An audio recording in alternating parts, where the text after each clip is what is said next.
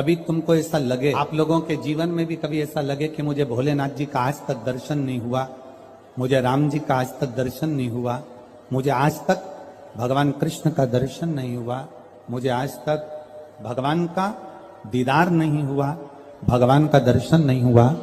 तुम्हारे मन में अगर कभी ऐसा लगे तो एक बार 7 दिन का पूरा नियम ले लो। 7 दिन का पूरा नियम। कैसा नियम? सुबह से उठूंगा, सुबह से उठूंगी, मुख धोया ना धोया, कुछ खाया ना खाया, पलंग पर बस उठ के बैठी। जिसको अगर शंकर भगवान का, राम जी का, कृष्ण भगवान का, लोग कहते हैं क्या भगवान का दर्शन हो सकता है? 7 दिन का नियम धारण करो। सुबह उठो, पलंग पर उठते से ही सबसे पहले भगवान राम, कृष्ण या शिव जिसका तुमको दीदार करना है उसका 5 बार 7 बार नाम का उच्चारण करिए, उसको पुकारो। आप नहाए ना नहाए। एक पत्र कल आया था, दतिया की कोई माताजी ने लिखा था, पत्र बड़ा अच्छा था। उस पत्र से केवल दतिया वालों का नहीं, संपूर्ण जितने श्रोता कथा सुन रहे हैं सबके लिए उस पत्र में बात है। केवल एक दतिया वालों के लिए नहीं, संपूर्ण। उस पत्र में किसी ने, माताजी ने लिखा था, गुरुजी हमें ये पूछना है कि हम स्त्री हैं, हम नारी हैं, और स्त्री महीने में रजो धर्म से हो जाती है, रजस्वला हो जाती। कल का पत्र है वो, स्त्री रजो धर्म से हो जाती है, रजस्वला हो जाती है, रजो धर्म में आ जाती है महीने में। गुरुदेव उस समय पर वो ना मंदिर जा सकती है, ना भगवान के लिए कोई कार्य कर सकती है, ना वो कोई अच्छी जगह पर पहुंच सकती है। तो हमें केवल इतना सा पूछना है कि उस रजस्वला धर्म के समय पर क्या हम भगवान का नाम ले सकते हैं कि नहीं? मंदिर नहीं जा सकते, शिवालय नहीं जा सकते, यज्ञ में नहीं जा सकते, अनुष्ठान में नहीं जा सकते, हम कहीं पर भी अच्छी जगह पर नहीं जा सकते, तो क्या हम भगवान का नाम ले सकते हैं कि नहीं ले सकते?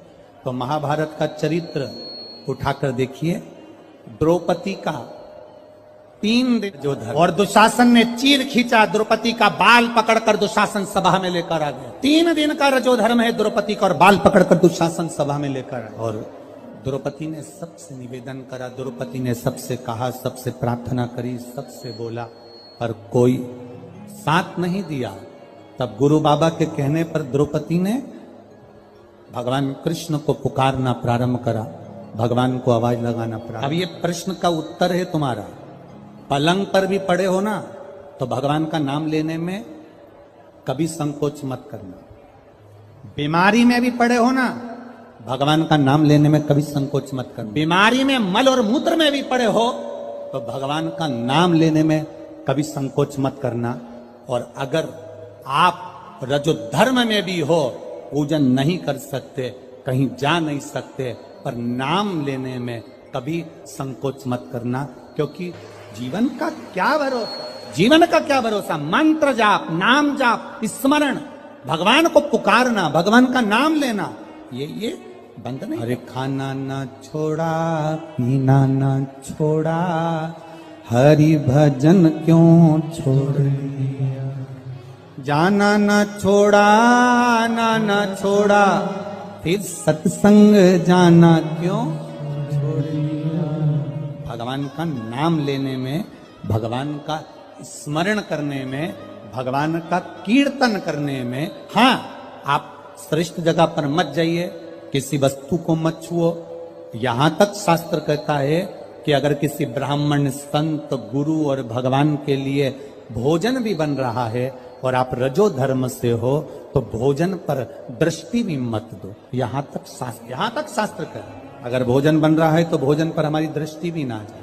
भगवान का नाम ले सकते हो, आप उसे पुकार सकते। मृत्यु की घड़ी में भगवान ये देखेगा क्या उस समय पर कि ये रजस्वला धर्म में है, तो अभी इसको हम मार नहीं सकते, अभी हम इसको ले जा नहीं सकते। मृत्यु की घड़ी में ये नहीं देखा जाएगा। मृत्यु की घड़ी में तो केवल तुम्हारा जो करा हुआ पुण्य है, मृत्यु की घड़ी में तुम्हारा करा गया सत्कर्म है, मृत्यु की घड़ी में तुम्हारा करा गया अच्छा कर्म है, केवल वो तुम्हारे सम्मुख में रहेगा। पुकारो, भगवान के नाम को पुकार सकते हो, बुला सकते हो परमात्मा को, पुकार सकते हो परमात्मा को, बोल सकते हो भगवान को। शिव कत्सुयशा ने अपने पिता के कहने पर पार्थिव शिवलिंग का निर्माण किया। बहुत सावधानी से सुनना, रजस्वला धर्म के अंतर्गत नारी भोजन भी बन रहा है तो उस पर दृष्टि ना दे। रजस्वला धर्म के अंतर्गत नारी पूजन वाली जगह पर ना जाए। रजस्वला धर्म के समय पर नारी अच्छे कर्म की ओर ना जाए। पर रजस्वला धर्म भी अगर तुम्हारा है, कोई बीमारी भी तुमको है, कोई रोग में भी तुम पड़े हुए हो, पर भगवान का नाम लेने में कोई दोष नहीं है। भगवान का नाम तुम कभी भी ले सकते हो जब तुम्हारी मर्जी। 7 दिन का नियम धारण करो। सुबह उठो, भगवान का नाम लो, स्नान करा, पूजन करो, बाबा के मंदिर में जाके 1 लोटा जल समर्पित करो, घर आओ, भोजन करो। भोजन करने से पहले अपने पास में थोड़ी सी अग्नि, जो तुम्हारे यहाँ चूल्हे में हो, जो भी अग्नि हो, उसको लेकर जो भोजन की थाली में भोजन है उस थाली के भोजन को निकालकर अग्नि में दीजिए। 1 रोटी निकालकर गौ माता की दीजिए, आधी रोटी जो भी भाग निकाल सकते हो वो स्वान को दीजिए, और फिर बाबा का नाम लेकर प्रसाद समझकर भोजन को ग्रहण करिए। दिन में शाम को अपने कर्म को करते करते भगवान का नाम लेते रहिए। जैसे ही प्रदोष काल आए, शाम का समय आए, भगवान देवाधिदेव महादेव का स्मरण कर कर 1 दीप दरवाजे के बाहर लगाओ और बाबा का भजन करो। 7 दिन जो नियम धारण करता है, 7 दिन में किसी न किसी रूप में मेरा महादेव आकर एक बार दर्शन जरूर देता है, ये निश्चितता। पर उसमें हमारी पवित्रता हो, उसमें हमारी पवित्रता का भाव हो। हम पवित्र भाव से, शुद्ध भाव से हम भगवान का भजन, हम तो यहां तक कहेंगे, ये पार्थिव शिवलिंग का आप लोग निर्माण करते हो ना, जितने लोग भी पार्थिव शिवलिंग बनाने के लिए बैठते हो, करोड़ों में शिवलिंग बने, तो बनाते बनाते अगर किसी को उपच भी हो जाए ना, अब मैं थक गई, मैं नहीं बना रही, तो ये बोलने से पहले ही तुम जब शिवलिंग बनाओ और बनाते बनाते तुम्हारे शरीर में ऐसा लगे कि अब मैं थक गई, किसी से मत बोलो कि मैं थक गई, अब मैं नहीं बनाऊंगी, ये मत बोलो, मैं थक गई, ये मत बोलो, या ये मत बोलो कि अब मैं तो नहीं बना रही, अब मैं थक गई, तू चल रही क्या मेरे साथ वापिस, ये भी मत बोलो।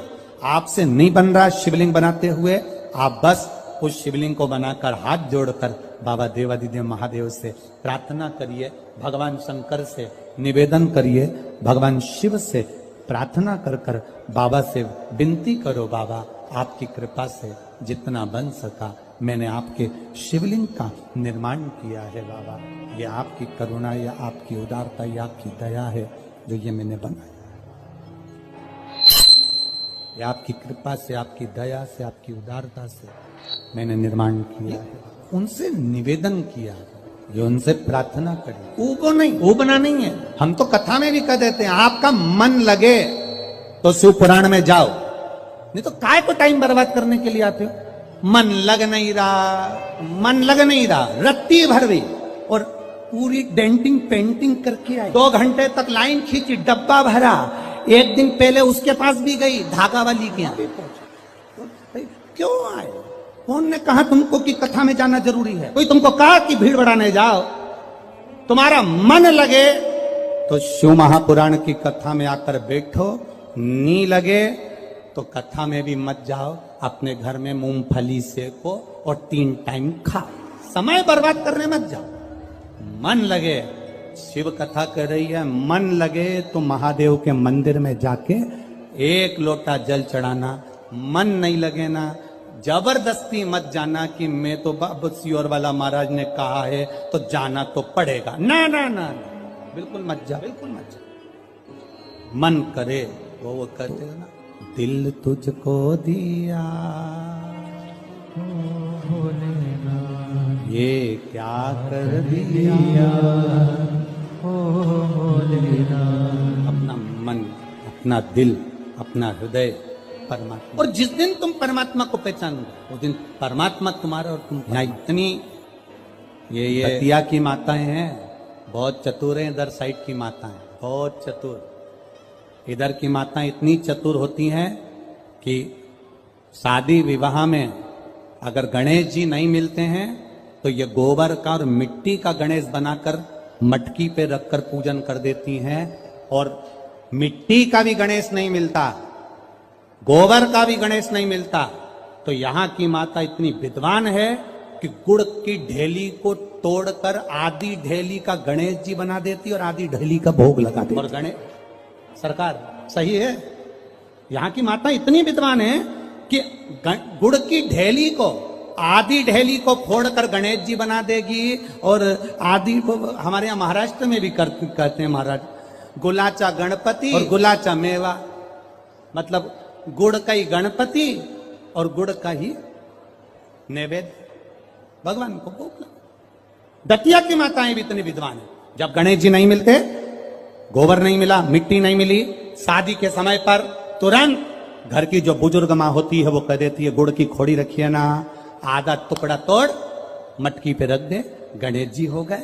भोग लगाने के लिए कुछ भी नहीं है ना, जो आधा गुड़ का टुकड़ा है ना उसी को भोग लगा दो।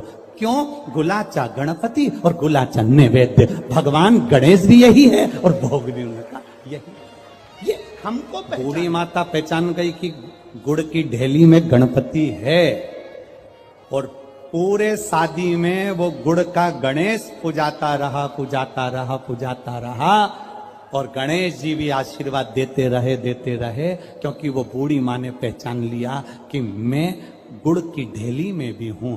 जिस दिन हम पहचान गए कि ये जितने आए हैं और जितने भगवान के भजन करने वाले हैं, संसार में रहने वाला जलचर, थलचर, वायुचर, जितने जीव हैं, जिस दिन हम पहचान गए कि इनके अंदर भगवान है और सब में परमात्मा समाया है, उस दिन मेरे शंकर को मिलने में देरी नहीं लगेगी, वो मिल जाए। गुलाचा गणपति और गुलाचा आधा, ये हम समझ नहीं पा रहे हैं भगवान, हम परमात्मा को जान नहीं पा रहे। सुयशा ने भगवान शिव जी की आराधना करी, पार्थिव शिवलिंग का निर्माण करने के लिए बैठी, और जो निर्माण करा, मात्र 7 दिन निकले थे सुयशा को, देवादिदेव महादेव प्रकट हो गए। मांग सुयशा, क्या चाहिए तुझको? सुयशा कहती है मैं आपके चरणों की दासी बनना, मैं आपके चरणों की दासी बनना चाहिए। भगवान कहते सुयशा, इतनी सुंदर बात देवादिदेव महादेव ने कही, इतनी सुंदर। सुयशा कह रही है मैं आपके चरणों की दासी बनना चाहती हूं, चरणों की दासी। देवादिदेव महादेव ने कहा सुन सुयशा, मेरी धर्म पत्नी पार्वती मेरे साथ में है, मैं दूसरी नारी को अपने करीब भी नहीं आने देता। हाँ सुयशा, तो मेरे स्वरूप का स्नान करा, पूजन करा, अर्चना कर, निवेदन कर, बेलपत्र चढ़ा, पुष्प चढ़ा, मैं तुझे फल दूंगा। पर सुयशा, तू कहे कि मैं पार्वती जी का स्थान ले लूं, तू कहे कि मैं संगनी बन जाऊं, ये नहीं। सुयशा, ऐ सुयशा, संत, साधु, सन्यासी, तपस्वी, साधक, उपासक, भगवान शंकर कहते हैं संत, साधु, सन्यासी, तपस्वी, साधक, उपासक, अगर इनके सामने एक लकड़ी की स्त्री भी आ जाए ना, तो संत साधु को उसका स्पर्श तक नहीं करना चाहिए, वो श्रेष्ठ संत माना जाए। साधु वो तपस्वी, एक लकड़ी की भी स्त्री अगर कोई बनाकर सामने रख दे, उसका स्पर्श आप लोगों को थोड़ा सा बुरा जरूर लगता है, पर महाराज जी हम जब सीहोर से चलते हैं तो एक फॉर्म भरवाते हैं, वहां से चलने पर एक फॉर्म भरवाते हैं। आज सुनते हैं तुलसी माता की चालीसा। यह चालीसा सुनने से होती है हर रोगों से मुक्ति, मिलती है सुख समृद्धि का आशीर्वाद। तो एक बार बोलिए प्रेम से विष्णु भगवान की जय, तुलसी माता की जय, भगवती माता की जय। श्री तुलसी महारानी करु विनय सिरनाय, जो मम हो संकट विकट दीजे मात नसाय। नमो नमो तुलसी महारानी, महिमा अमित न जाए बखानी। दियो विष्णु तुमको सम्माना, जग में छायो सुयस महाना। विष्णु प्रिय जय जयंती भवानी, तिहु लोक की हो सुख खानी। भगवत पूजा करे जो कोई, बिना तुम्हारे सफल न हो। जिन घर तब नहीं होए निवासा, उस पर करे विष्णु नहीं वासा। करे सदा जो तब नित्य सुमरन, ते ही के काज होए सब पूरन। कार्तिक मास महात्म्य तुम्हारा, जाको जानत सब संसारा। तब पूजन जो करे कुमारी, पावे सुंदर वर सुकुमारी। करे जो पूजा नित प्रति नारी, सुख संपत्ति से होए सुखारी। वृद्धा नारी करे जो पूजन, मिले भक्ति होबे पुलकित मन। श्रद्धा से पूजे जो कोई, भव निधि से तर जावे सोई। कथा भागवत यज्ञ करावे, तुम बिन नहीं सफलता पावे। छायो तब प्रताप जग भारी, ध्यावत तुम्हि सकल चितधारी। तुम्हि मात यत्र तंत्र में, सकल काज सीधे होवे क्षण में। औषधि रूप आप हो माता, सब जग में तब यश विख्याता। देव ऋषि मुनि और तपधारी, करत सदा तब जय जयकारी। वेद पुराणन तब यश ज्ञाया, महिमा अगम पार नहीं पाया। नमो नमो जय सुख कारिणी, नमो नमो जय दुख निवारिणी। नमो नमो सुख संपत्ति देनी, नमो नमो अख काटन छेनी। नमो नमो भक्तन दुख हरनी, नमो नमो दुष्टन मद छेनी। नमो नमो भव पार उतारिणी, नमो नमो परलोक सुधारिणी। नमो नमो निज भक्तन उबारिणी, नमो नमो जन काज सवारिणी। नमो नमो जय कुमति नशावनी, नमो नमो सब सुख उपजावनी।